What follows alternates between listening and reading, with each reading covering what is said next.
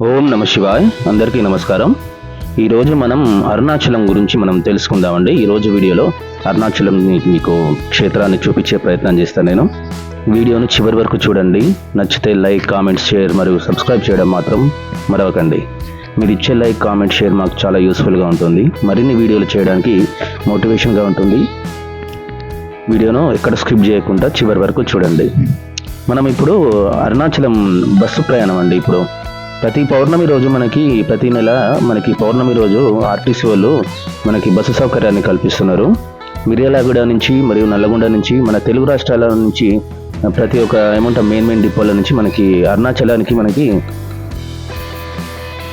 Bus సౌకర్యం ఉంటుంది. For head వచ్చేసి ఒకరికి 4,000 రూపాయలు. మనకి 4 క్షేత్రాలు చూపిస్తారు తిప్పి.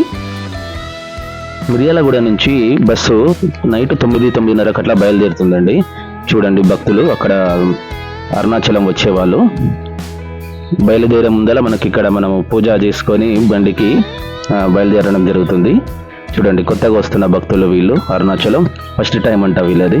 చాలా మంది అండి, 80 సంవత్సరాలు 70 సంవత్సరాలు వయసు ఉన్న వాళ్ళు కూడా ఇక్కడ మనకి దర్శనానికి వస్తుంటారు. గిరి ప్రదక్షిణ చాలా కష్టమని అంటారు. 14 కిలోమీటర్లు, వాస్తవానికి 16 కిలోమీటర్లు దాకా ఉంటుంది. ఏం కాదండి, భక్తితోటి అరుణాచల శివ అనుకుంటూ మనం గిరి ప్రదక్షిణ చేస్తే ఏది ఇబ్బంది కాదు. చిన్నగా చేయండి, ఆకుంటా అరుణాచల శివ అనుకుంటూ మనం గిరి ప్రదక్షిణ మొదలు పెట్టేటప్పుడు మనం రాజగోపురం నుంచి కొంతమంది మొదలు పెడతారు. కొంతమంది ఏమో మనకి ఇక్కడ రమణ మహర్షి ఆశ్రమం పోయే రూట్లోనే ఇంద్రలింగం దాటాక మనకి రమణ మహర్షి ఆశ్రమం ఉంటుంది. అక్కడ నుంచి కొంతమంది మొదలు పెడతారు. బస్సు కదిలిందండి అరుణాచలం. ఇక్కడి నుంచి 9:30కి బయలుదేరితే 9-9:30కి బయలుదేరితే ఉదయం 6-7 గంటల వరకు మనకి కాణిపాకంలో వదిలేస్తారండి. ఫస్ట్ హాల్ట్ కాణిపాకం నుంచి కంచిలో ఒక 3-4 క్షేత్రాలు మళ్ళీ చూపించుకొని అక్కడి నుంచి అరుణాచలం పోవడం జరుగుతుంది. ఇంకొక క్షేత్రం ఏదో ఉన్నది, గుర్తుకు లేదు, కానీ 4 క్షేత్రాలు తిప్పుతారు మిర్యాలగూడ నుంచి. ఇదేనండి రాజగోపురం, అరుణాచల శివ రాజగోపురం ఇది. ఇక్కడి నుంచి మనం గిరి ప్రదక్షిణ మొదలు పెట్టేది ఉంటుంది. భక్తులు ఇక్కడ కర్పూరము మరియు వెలిగించి ఇక్కడ కొబ్బరికాయ కొట్టుకొని శివనామస్మరణ చేసుకుంటూ ఇక్కడి నుంచి మనం గిరి ప్రదక్షిణ మొదలు పెట్టాల్సి ఉంటుంది. గిరి ప్రదక్షిణ చేసేటప్పుడు ఒక విషయం చాలా జాగ్రత్తగా గుర్తుపెట్టుకోండి. మనము అంత దూరం పోయేది దేవుడి కోసమే కదండి. భక్తితోటి దేవుణ్ణి చూడాలి, శివయ్యని చూడాలి అని దర్శించుకోవాలని చెప్పి ఇక్కడికి వచ్చినాక మీరు బయటి విషయాలు మనం అవాయిడ్ చేద్దాం. బయట విషయాలు, మన ఇంటికాడ విషయాలు, అక్కడ విషయాలు, ఇక్కడ విషయాలు మనం మాట్లాడుకోకుండా అరుణాచల శివ అంటూ మనం భగవన్నామస్మరణ చేసుకుంటూ గిరి ప్రదక్షిణ చేయాల్సి ఉంటుందండి. మాక్సిమం వీలైనంత వరకు ఎవరితోటి మాట్లాడకుండా ప్రయత్నించండి. ఏ లింగం మనకి అష్టలింగాలలో మనం ఏ లింగం కాడ ఆగినా కానీ ఒక 5 నిమిషాలు అక్కడ కూర్చొని భగవన్నామస్మరణ చేసుకొని ధ్యానం చేసుకొని ఖచ్చితంగా అక్కడి నుంచి మళ్ళా గిరి ప్రదక్షిణ మొదలు పెట్టండి. చూడండి, పౌర్ణమి రోజు గిరి ప్రదక్షిణకి చాలా మంది భక్తులు వస్తారు. ఈరోజు చాలా పబ్లిక్ ఉంటుంది. చూడండి, రాజగోపురం ఆ దీపపు కాంతులలో అరుణాచలం ఎలా వెలిగిపోతుందో. ఇది రాజగోపురానికి కుడి పక్కనే కొద్దిగా ముందలు పోయినాక మనకి జంట గణపతులు అని చెప్పి వినాయకుని గుడి కనిపిస్తుంది. చూడండి, ఒక భక్తుడు అంగ ప్రదక్షిణ చేస్తుండు.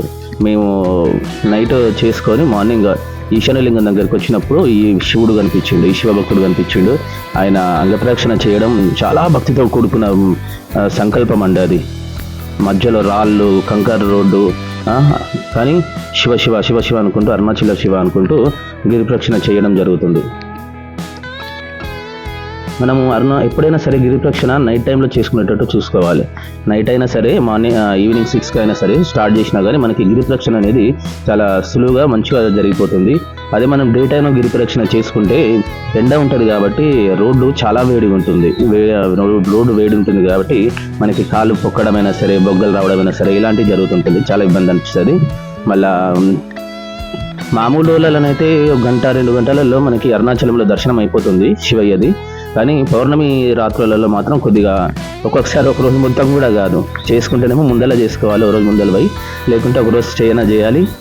ఆ రోజు అయితే పర్లేదు, కాకుంటే నెక్స్ట్ రోజు అయినా సరే మనం ఆ శివుని దర్శించుకోవాల్సి ఉంటుంది. చూడండి, చాలామంది భక్తులు.